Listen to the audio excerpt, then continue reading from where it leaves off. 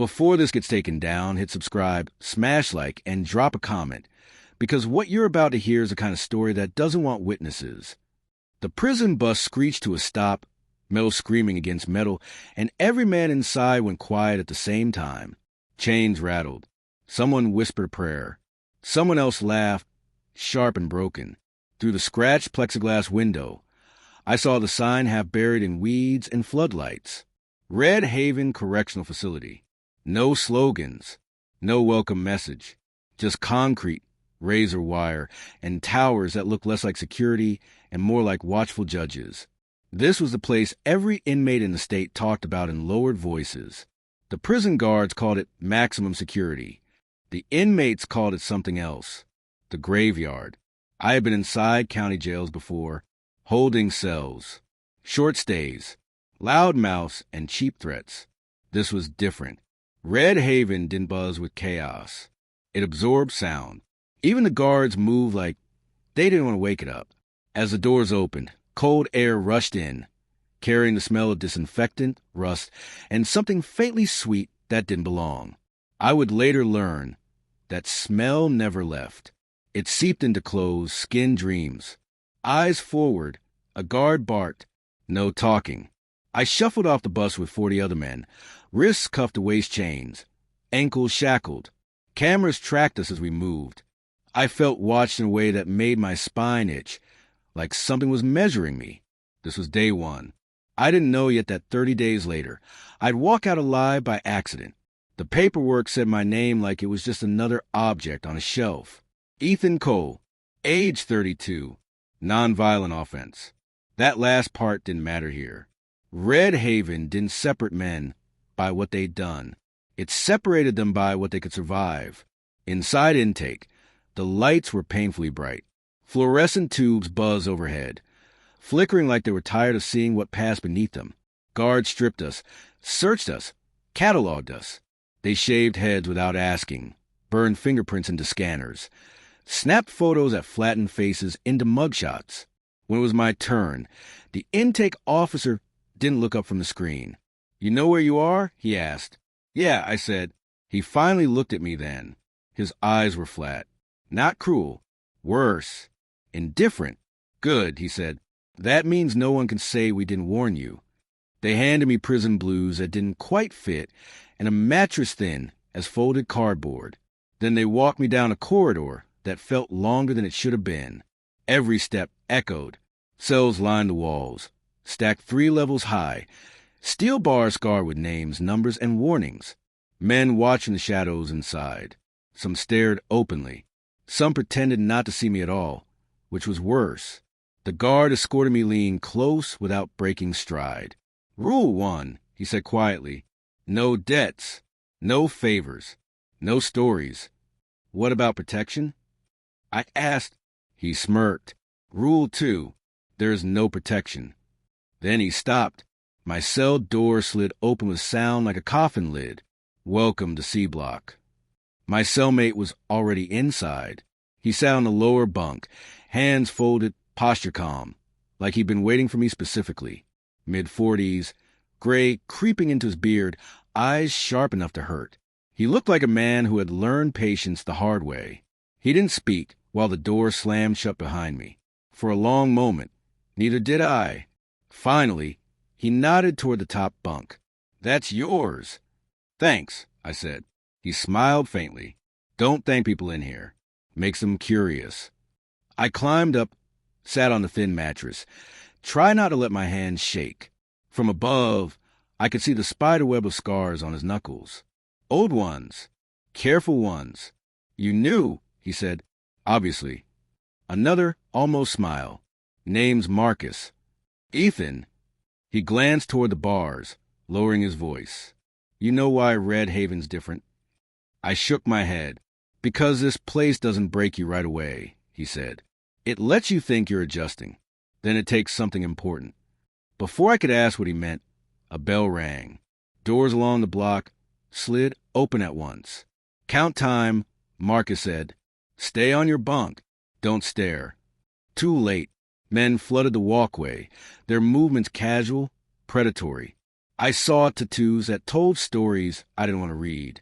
Gangs without colors, alliances without names. Everyone watched everyone else, measuring. That's when I noticed him. He stood across the block, leaning against the rail, eyes locked on me. Tall, muscular. A scar ran from his eyebrow down to his cheek, pulling his face into a permanent sneer. Marcus followed my gaze and sighed. "Yeah," he said, "that's Calder." "What's his deal?" "He runs things people don't talk about," Marcus replied. "And now he knows you exist." Calder smiled slowly. That night, I didn't sleep. 3 days in, I learned the first real rule of Red Haven. Everything cost something. The food was barely food. The showers were a negotiation. The yard was a chessboard with no safe squares. Guards watched from towers. But they didn't see everything. Sometimes they didn't want to. On day 4, a man in D Block was found unresponsive during morning count. The announcement was calm, procedural, medical response to D17. But everyone knew what it meant. "They say he slipped," Marcus murmured later as we ate in silence. "They always say that." "Did he?" Marcus looked at me. "No. The man's name was Luis. I'd spoken to him once, in line for chow. He had a daughter on the outside. A laugh that came easy. By lunch, his bunk was empty. By dinner, no one said his name. That's how Red Haven erased people. On day 7, Calder made his move. It happened in the laundry room, where cameras conveniently didn't reach the far wall. I was folding state-issued shirts when the room went quiet. Too quiet. Calder stepped in with 2 others, blocking the exits. He didn't rush. He didn't threaten. He just leaned close enough that I could smell mint on his breath. "You don't belong here," he said softly. "I'm just doing my time," I replied. He laughed. "Nobody here is just doing time." One of his men cracked his knuckles. Calder tilted his head. "You got outside connections?" "No." "Family with money?" "No." "Then you're clean," he said. "That makes you useful." "For what?" He smiled again. "Running messages. Watching doors. Being where you're told." "And if I say no?" Calder's eyes flicked to the wall. "Then accidents happen." I didn't answer. He stepped back. "Think about it." As they left, Marcus appeared from behind a machine. "You just got drafted," he said. "I didn't agree to anything." Marcus met my eyes. "Doesn't matter." By day 12, things were going wrong. Small things at first. A guard searched our cell twice in one night. Someone scratched a symbol into the metal beside our door, then wiped it away. Marcus stopped talking during meals. On day 15, the power went out in C Block for exactly 6 minutes. In the dark, I heard screaming. When the lights came back, there was blood on the floor and 1 man fewer than before. No alarms. No explanations. That night, Marcus finally told me the truth. "Red Haven isn't just a prison," he said quietly. "It's a marketplace." "For drugs?" I asked. "For people," he replied. I stared at him. "That's not possible." He looked tired. "You think everyone who comes in here gets out?" I thought of Luis. The empty bunks. The erased names. "What are you saying?" I whispered. Marcus reached under his mattress and pulled out a folded piece of paper. He hesitated, then handed it to me. It was a list. Names. Dates. Cell numbers. Some had been crossed out. At the bottom was a symbol I recognized from the wall outside our cell. "What is this?" I asked. Before he could answer, alarms blared down the corridor. Boots thundered. Guards shouted orders. Marcus's face went pale. "They found it," he said. The cell doors began to unlock, one by one, and then the loudspeaker crackled to life. "Ethan Cole," a voice announced. "Report to administrative immediately." Marcus grabbed my arm. "If you go," he said, "you might not come back." I looked at the list again, at the last name added. It was mine, and when it opened a locked door into the corridor, what I saw waiting inside changed everything. They didn't take me to administrative. That should have been my first clue. Instead of turning right toward the offices, the guards marched me left, past medical, past interview rooms, Past doors inmates whispered about but never saw open. The hallway narrowed. The lights dimmed. Cameras disappeared. My cuffs stayed on. Where are you taking me? I asked. No answer. The guard behind me pressed the barrel of his baton into my spine. Not hard enough to bruise, just enough to remind me how fragile I was in this place. We stopped at a steel door with no markings. One guard knocked. Twice. Then once more, slower. The door opened inward. Inside, the room looked wrong. Too clean. Too quiet. No bars. No peeling paint. Just a metal table, 2 chairs, and a man in a gray suit standing by the far wall, hands clasped like he was waiting for a business meeting. The guards removed my cuffs and left without a word. The door closed. The man smiled. "Mr. Cole," he said. "Please, sit." I didn't. "You can call me Dr. Halvorson," he continued, unfazed. "I oversee inmate behavioral programs." "That's a lie," I said. His smile didn't move. Most useful truths stars lies. I finally sat. He slid a folder across the table. Inside were photos, surveillance stills, dates, times, every place I'd been since entering Red Haven. "You've been observed," he said. "Notice, even by Calder?" I asked. "Among others," Halvorson replied. "But Calder is impatient. He prefers simple transactions. We prefer efficiency. What do you want?" I asked. He leaned forward. "Survival." He tapped the folder. "Red Haven has a problem.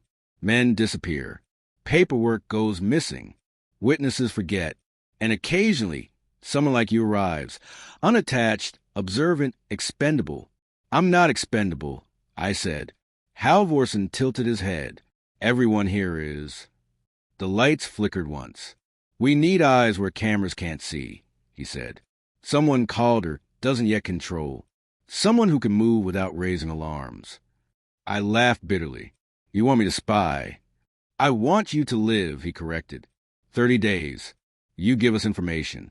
We make sure you leave this place breathing. And if I refuse?" He closed the folder. "Then you return to C Block. And Calder finishes the conversation you interrupted." I thought of Marcus. The list, my name at the bottom. What about my cellmate? I asked. Halvorson paused. "Marcus Hale is complicated." That was all he said. The guards returned. My cuffs went back on. As they walked me out, Halvorson added softly, "Welcome to the other prison, Mr. Cole," the one beneath the floor. Back in C Block, Marcus knew something had changed the moment he saw my face. "You talked," he said.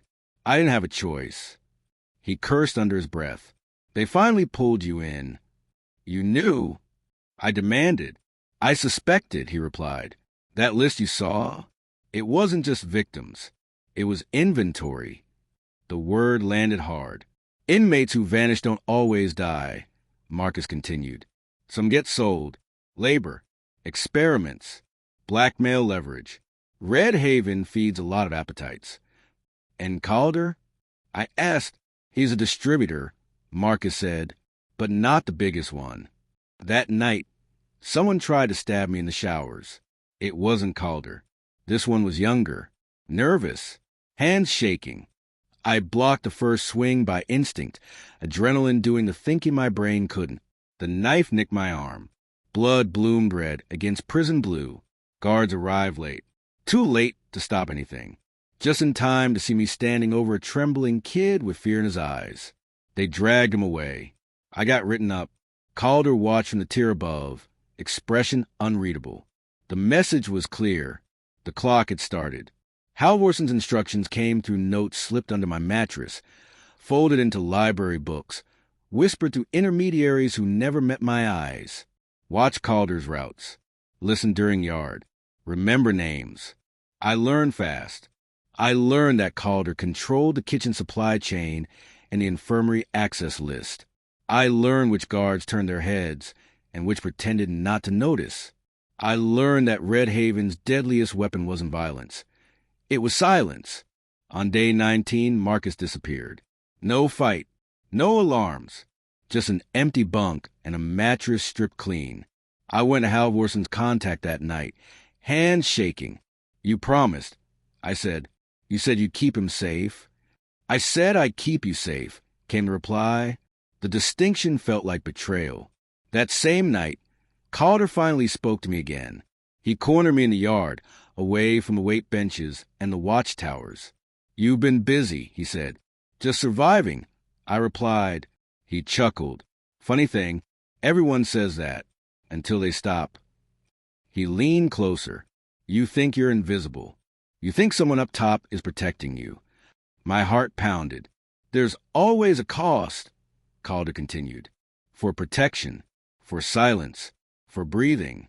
What do you want? I asked. He held out his hand, and it was a folded piece of paper. A name, a cell number, Halvorson's. You bring me something real, Calder said, and I'll forget you exist. And if I don't... Calder smiled. Then Marcus stays gone.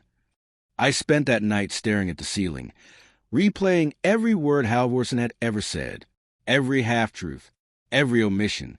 By day 22, I had proof. In the sub-basement beneath Red Haven's infirmary, there was a room that didn't exist on any map. I saw it when a door opened too long, when a gurney rolled past with straps still warm. Men didn't come back from there. I documented everything I could, names, times, guard rotations, etching details into my memory, because paper was a death sentence. But the deeper I went, the more I realized the truth wasn't just ugly. It was organized. Red Haven wasn't failing. It was functioning exactly as designed. On day 25, Halvorson vanished. No announcement, no explanation. His office was empty, his files wiped. That night, Calder was moved protective custody. And the next morning, my name was called for release review. 30 days weren't up. They never are. As I stood outside the final gate, papers in hand, a guard leaned close. You should forget this place, he muttered. Behind him, in the shadow of the watchtower, I saw Marcus, alive, watching. And when he smiled, I understood the last truth about Red Haven. Some people don't survive prison. They become it. Freedom didn't feel real.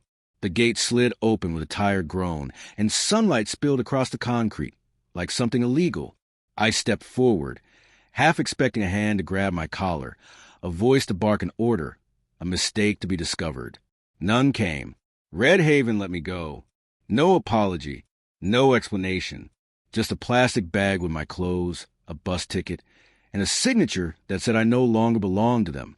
As the bus pulled away, the prison shrank into the distance, gray walls dissolving into the treeline, but the weight of it stayed lodged in my chest. 30 days inside America's deadliest prison, and the only thing I knew for sure was this. I wasn't supposed to survive. I didn't sleep for 3 days after my release. Every time I closed my eyes, I saw Marcus standing beneath the watchtower, alive, watching me leave. That smile hadn't been relief. It hadn't been gratitude. It had been ownership. I checked the news obsessively. No scandals. No investigations. No exposés about Red Haven. Just a single, buried article on page 6 of a regional paper. Inmate transfer program under review. Officials decline comment. No names. No details. Silence again. I tried to report what I knew. Anonymous tips. Emails. Calls to watchdog organizations. One by one, they vanished. Messages marked as read but never answered. Voicemails that disappeared. Inboxes that bounced back empty. It was like Red Haven extended further than its walls.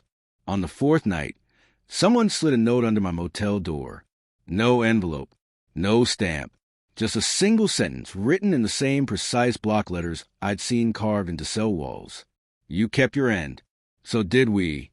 My phone rang immediately after. Unknown number. I answered. Mr. Cole. A familiar voice said calmly, You're adjusting well. Halvorson. My blood turned cold. You're supposed to be gone. I am, he replied. Officially? What do you want? To remind you of something, he said. Survivors don't expose systems. They benefit from them. The line went dead. Weeks passed. Red Haven faded into something unreal, like a nightmare that didn't quite fit daylight logic. I got a job. I rented an apartment. I tried to be normal, but normal doesn't come back intact. I flinched at sirens. I memorized exits everywhere I went. I counted faces in rooms without meaning to, and then the letters started. No return address. Always postmarked from different states. Inside, just fragments. A name I recognized from Marcus's list. A date that matched the disappearance. A symbol scratched into the paper. I understood then. Marcus hadn't survived Red Haven. He had inherited it. I went looking for him. It took months. Quiet questions. Old contacts. Following money that didn't want to be followed. Eventually, it led me to a nonprofit consultancy firm with government contracts and a spotless website. Hale Strategic Solutions. CEO Marcus Hale.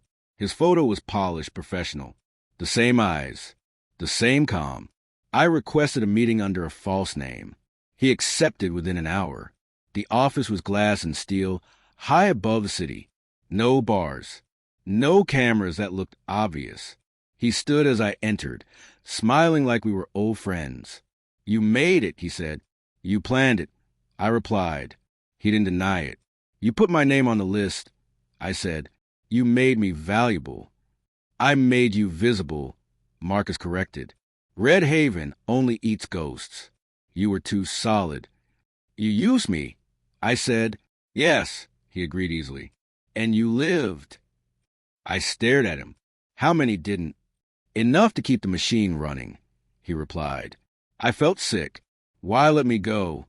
Marcus leaned back, steepling his fingers. "Because witnesses who survive are more useful than martyrs. You tell pieces of the truth. People doubt you. The system stays clean." "You think I won't talk?" I asked. "I think you already tried," he said gently. "And you're still here." That was the threat. He stood, signaling the meeting was over. Red Haven isn't a place, Ethan. It's a process. And processes don't end. They evolve.